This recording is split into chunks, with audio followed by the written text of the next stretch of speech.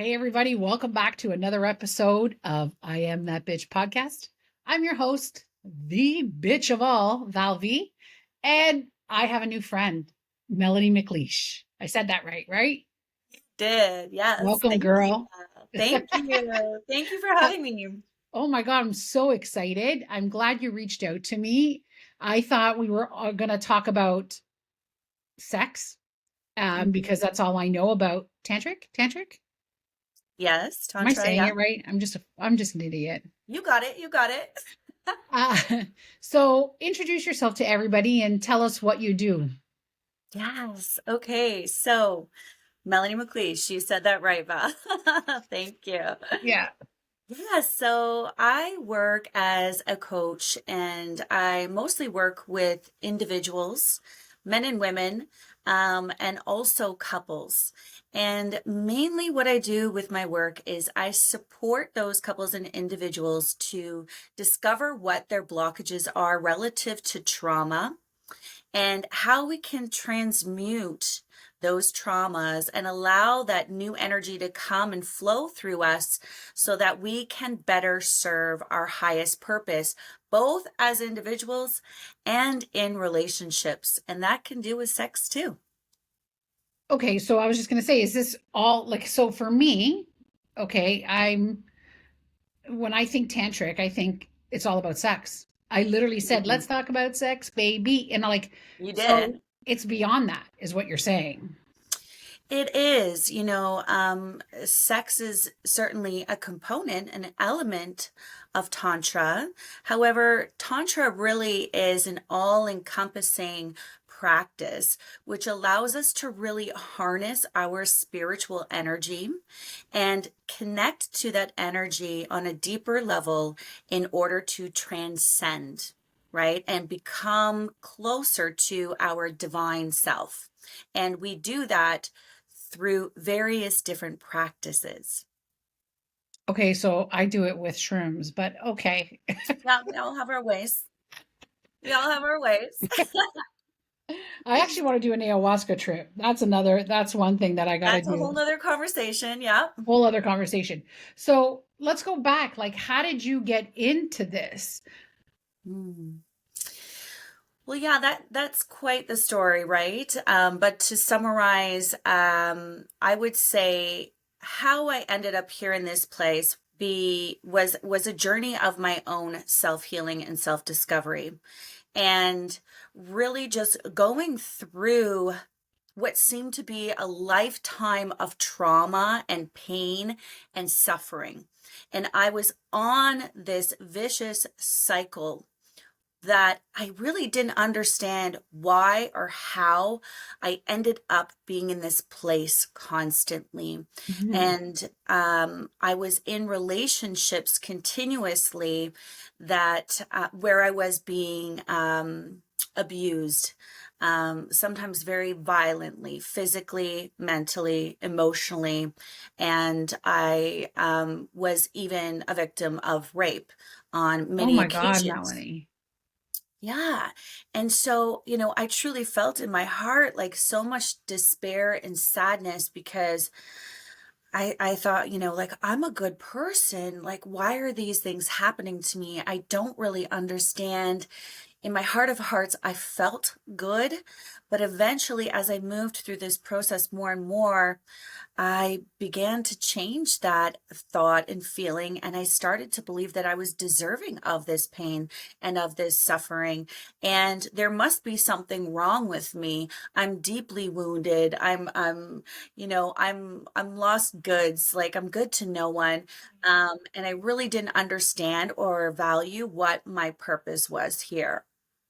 I think a lot of people that have gone through traumatic stuff like that um, felt that I think the abuser breaks you down so much that you think you deserve it. This is all you're worthy of.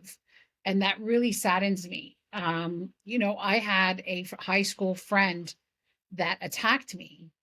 Um, Luckily, nothing really happened. He was on top of me, but I was able to reach the baseball bat under my seat because my brother was very overprotective of me and he kept a baseball bat under my seat saying, if you need this, it's there, right? Yeah. So I was able to scare him away and off. And this is somebody that I've known and for years. We went to high school together. We were at a club together down at RPM in Toronto. Um, but I can't imagine what you went through. Now we've discussed what you've gone through before this podcast. Um, and it's so heavy. Like I don't know if you want to talk about that at all. Now I know you said you were beaten and almost raped, or were you raped? Yeah, there was rape that happened, and that was multiple times. Um, and through some of the violent interactions, there were two occasions where I was hospitalized and really was on the brink of not making it. Wow. Um, I was just unrecognizable. And even after those occurrences, well, one of them, I still went back to that relationship. And so I really want to stress the importance of, you know, knowing that fear can ultimately completely debilitate us. And we end up living in this bubble of constant fear and isolation, if you will, because oftentimes we become isolated and disconnected from the outside world. And I think they do that to you. They isolate you from your family, your friends, so they can do the things they want to do. But so you just mentioned that you were isolated, you were alone. What was the turning point where you're like, I got to get the fuck out of here? Well, there was one particular experience where, this person had put black leather gloves on, was on top of me, and now I was with this person for many years and was choking me to the point where they were telling me, this is it. You're going to die. So take your last breath. And I literally remember how everything began to just the darkness came in, and I literally couldn't speak, I couldn't scream, I couldn't say anything, I couldn't breathe. And so there was a part of me that just I actually just believed it, and I just let go and succumbed to the fact that that was it. I My was God, I was Melanie. I Oh was my going to God. be dead. So And yeah, you come to, obviously, you survive that attack and you go where now? Like, what is it? Like, you had to escape, really, right? I did. Yes. And when I woke up, I have no idea how long I was passed out. The other individual was not in the room or in the condo apartment.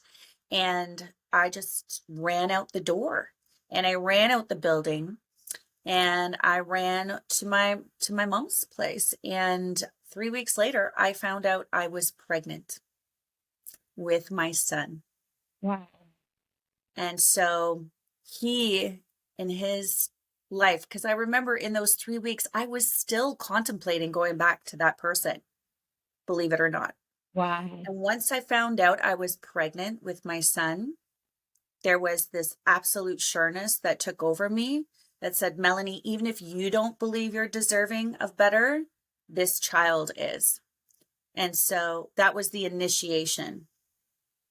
So your kid saved your life. Really? Yeah, we have a very special bond, and we've gone through our own tumultuous journey that is continuously evolving. Um, I remember him once saying to me not that long ago, because he's almost 21 now, but he thought he came into my life and ruined it because I was younger and I had all these things, dance career and all this stuff. And he thought he came in and sabotaged it. And I said, no, baby, you came in and you saved me. Wow. How profound. Like that is unbelievable. I'm sorry, I was shedding a little tear. Like because that's very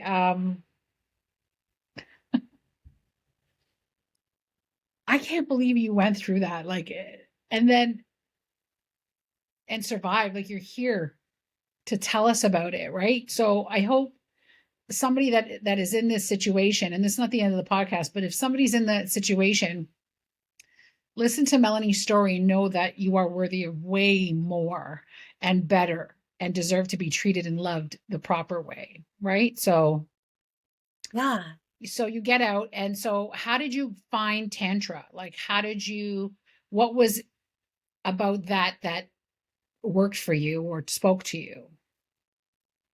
Um, well, I believe I had always been on a mission or was connected to a purpose that involved deep healing. And I was always able to witness and be around those that were in a state of needing to heal. Um, and so it became just a part of my own journey and recognizing how sexual energy is so powerful and it can either be used for you or against you. And if you don't believe that you are worthy, you will attract a partner that feels the same.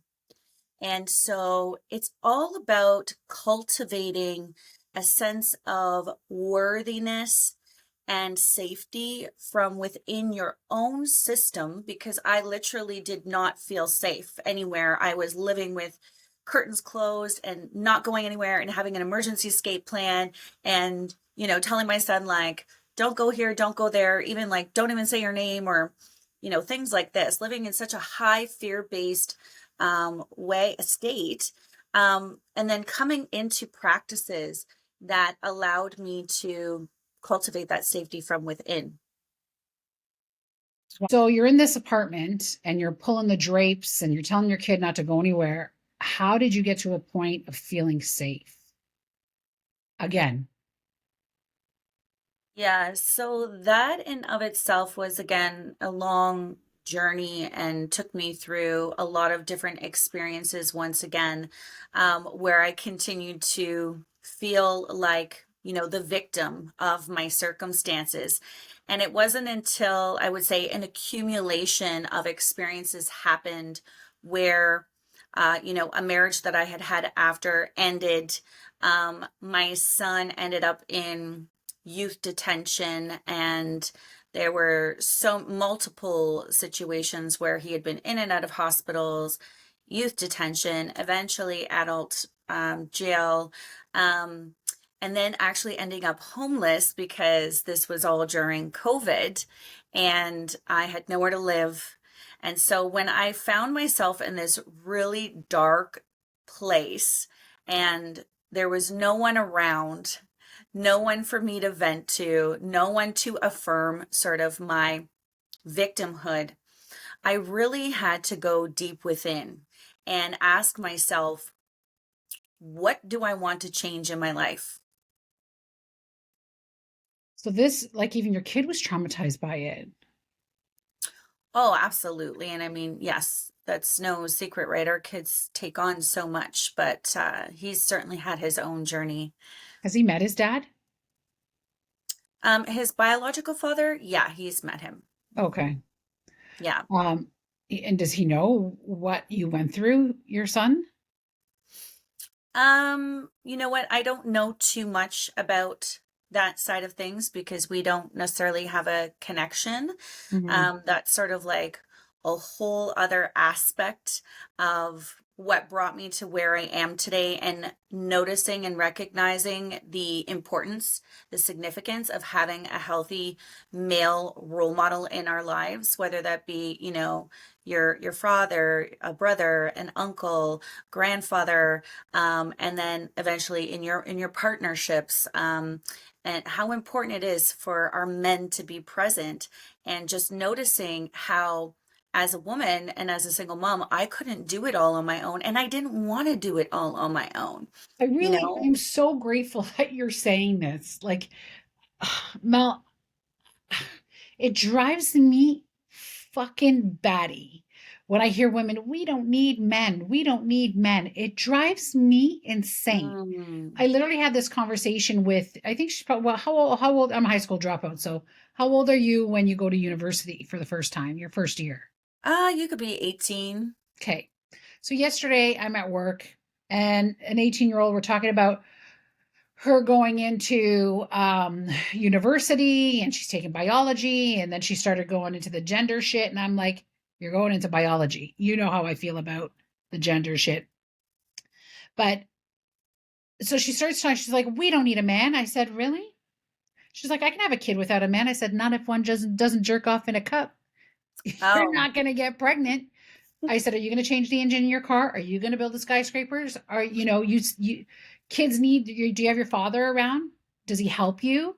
Like it just there's so like this whole generation mm. um think that this whole I'm going to say the word this fucking feminine say it Feminism.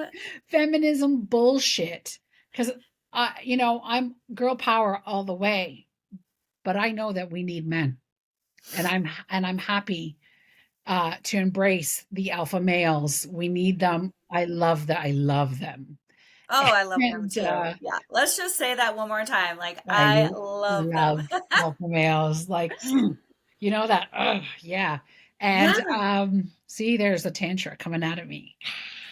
Yeah. You see, it's natural. It just comes out. So, um, thank you for saying that, and thank you for I hope maybe we'll get negative feedback. I don't give a shit. That's the way I feel. I don't know if you agree with me, um, Mm. but you kind of do because you just brought it out of me. Yeah. Well, thank you for expressing that and bringing such passion into your awareness of the importance of having these strong men.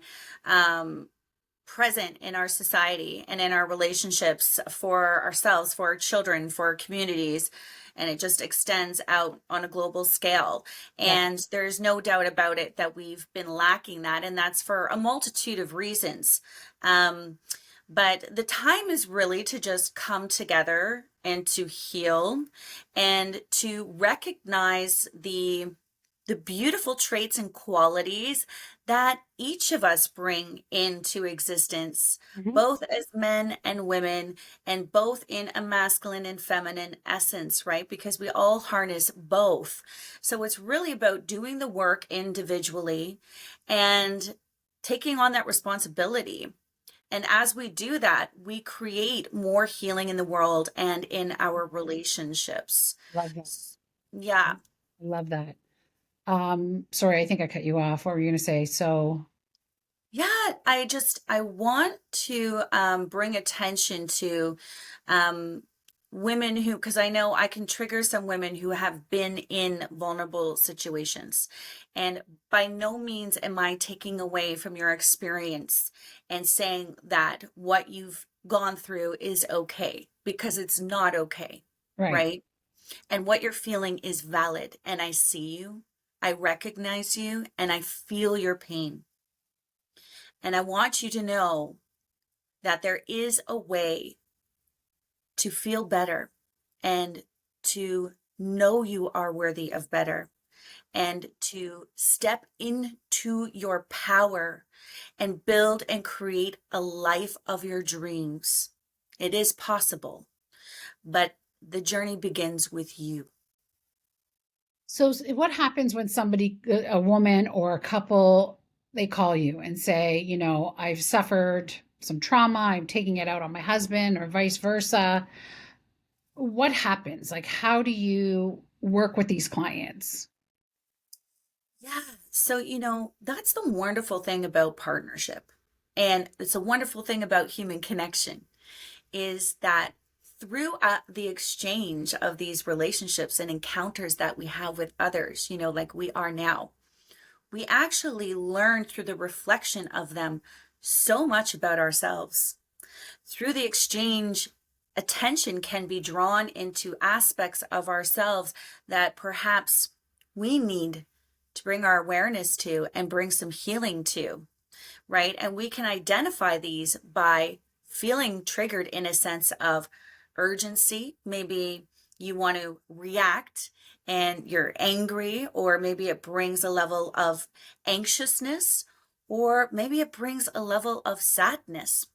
And there's something within you that needs to be nurtured, loved, brought to the surface, and discovered.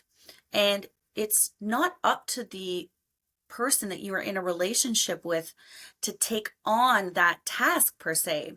However, in a partnership, it's important to create a safe space for the other person to do that healing, so that we're not judging them through that process. We're not shaming them through this process, right? We are here in full support and acceptance.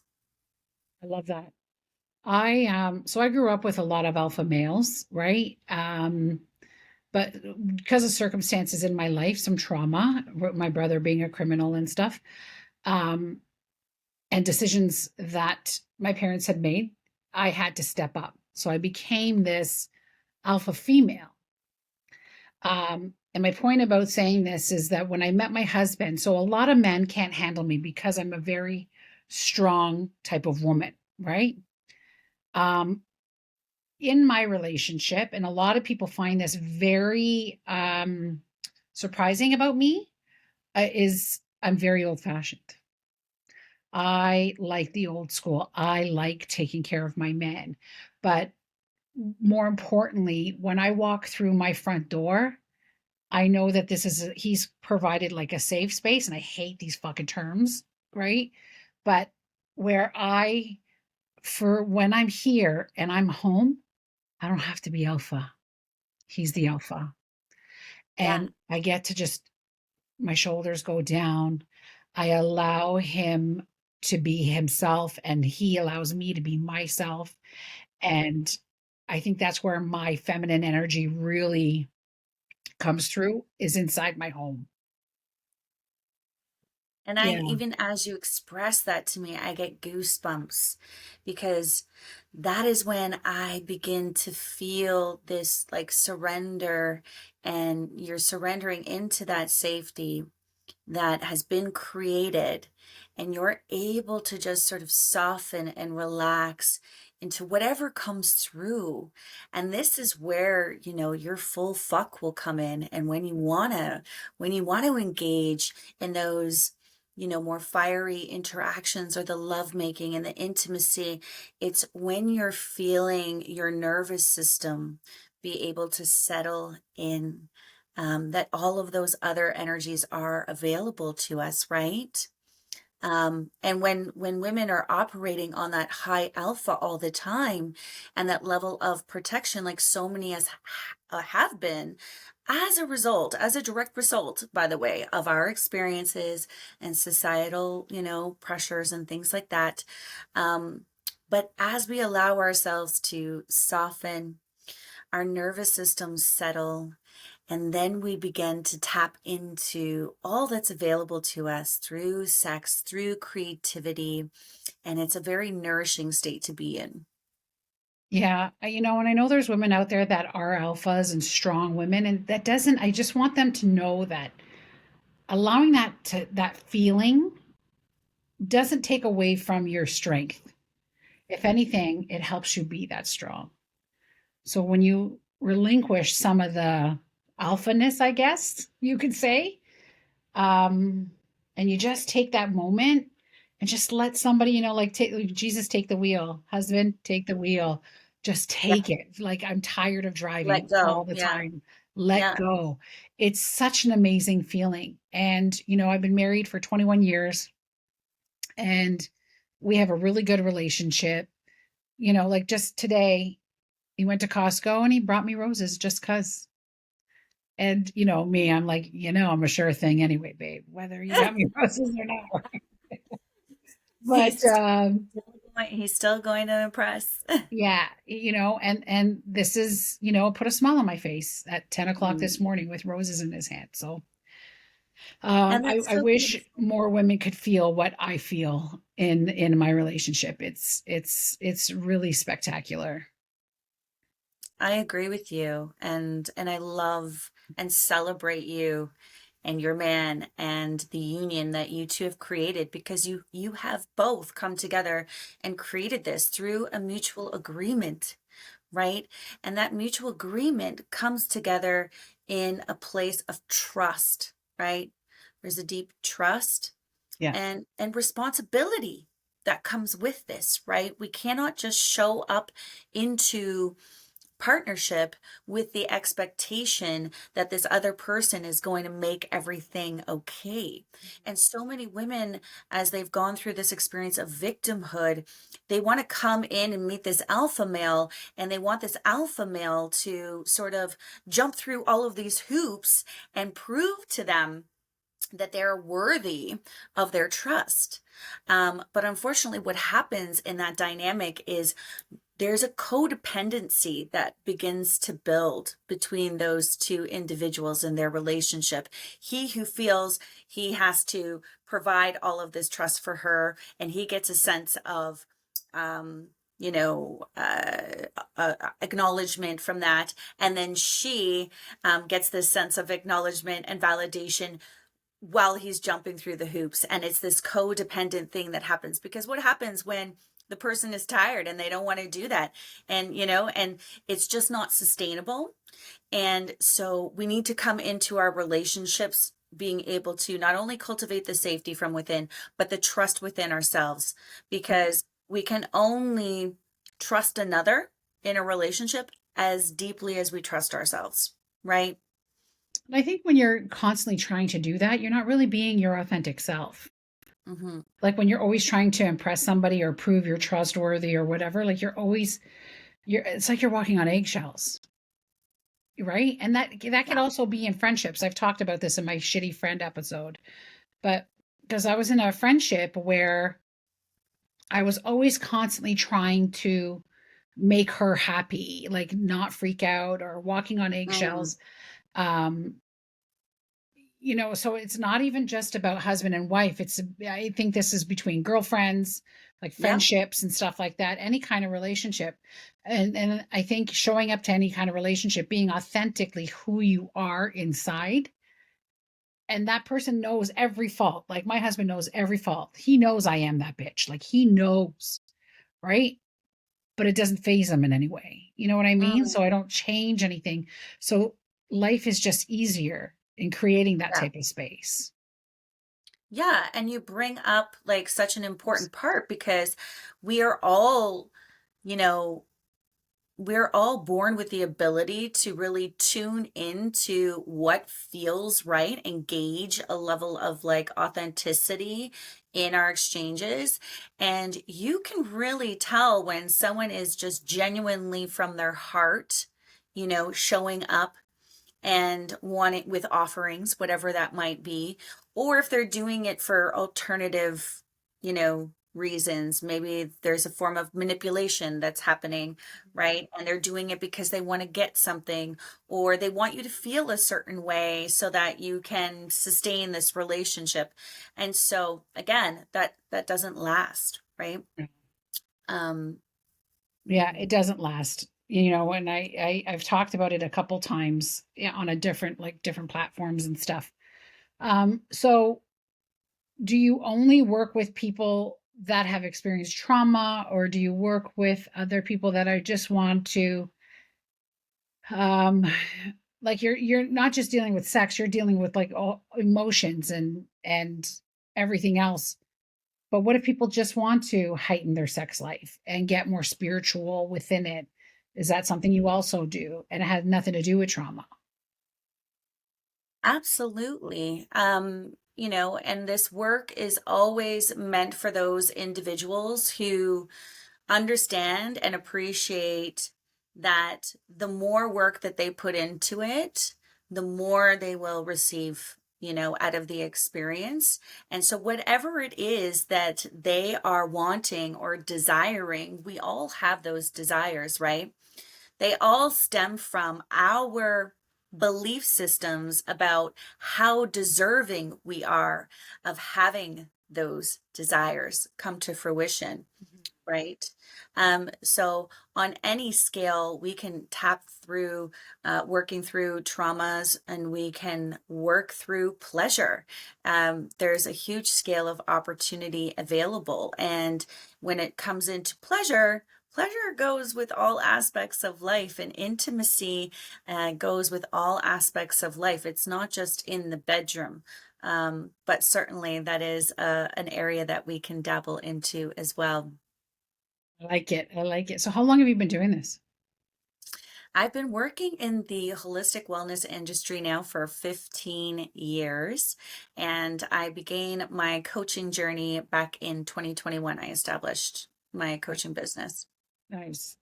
And you're located in, I'm in Ontario. I'm currently right now in the London area, um, but sort of make my way around Ontario and also offer workshops and retreats that, run globally. do you do online like this, like with therapy or one-on-one coaching? Most of my one-on-one coaching is done just like this. We're blessed to have the ability to do so, but I do miss and yearn, to work with people in person. And the intention for this upcoming year, going into 2025, is to have more offerings available in person in a group setting. So I'm looking forward to the collaborations ahead. Well, I got something planned for you. So, and we discussed that on our phone call before. Yes, I just got to get my shit together. But anyway, it'll happen because I'm going to manifest it for sure. it's happening. So, do you have any offerings now for our listeners that if they wanted to get in touch with you to help Mm. themselves through everything that they're going through or something that they're going through? Absolutely. So first of all, the best way to get a hold of me is through my Instagram, which is underscore Melanie underscore McLeish. And there you will see an application to work with me one-on-one. My initiation process is a 5-month offering. Okay. So we're working together for a straight 5 months. So the investment is there, and that will allow for one-on-one time as well as meditations and different practices. And also, you will receive some discounts for group offerings in the future. So, if you wanted to have a group setting like in Toronto, would you come? Absolutely. Okay, cool. That's good to know. Yeah. Um, is there any one message that you want to tell women that, or men, um, that would make them start thinking about loving themselves more? Just know that you're not alone in your yearning for love and deep connection. And the importance of this work really stems from how deep are you willing to go into yourself? Because the deeper you go, the deeper you will experience that in an exchange and partnership. I love that. I love that. I love that we did this podcast. I love the message that you're relaying. You come from a really hard place with the trauma that you went through, and you've taken that and you've turned it around into something that's just so loving and like when I hear you, even like it's just peaceful. Like it's just, I don't know if that's the right word that I'm trying to express, but it's just a good feeling all over. So I'm grateful that you came on today. And I'm grateful for this opportunity. Thank you, Val, for the work that you're doing. Thanks, Melanie. I'm going to put all her information below, like her Instagram and everything. This will be up on tomorrow, actually, Tuesday. Thank you for everybody for tuning in. Like, comment, subscribe, and we'll talk to you soon. See ya.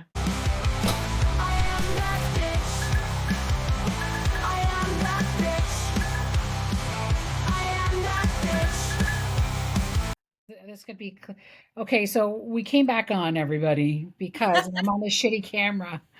Um, but actually, I could share the screen. Hang on. Whoop. Nope. Oh my God. No, that definitely was. And so we were talking about, like this feminine movement and how I like alpha males, you like alpha males. And you brought up Cher, and I'm like, well, I remember her bashing men, but it's funny how they fucking clip things. And I never heard the whole clip until today. And I thought, this is so powerful that I literally want to come back on and share this. So I'm going to hit play. Do you think men are important? Like for what?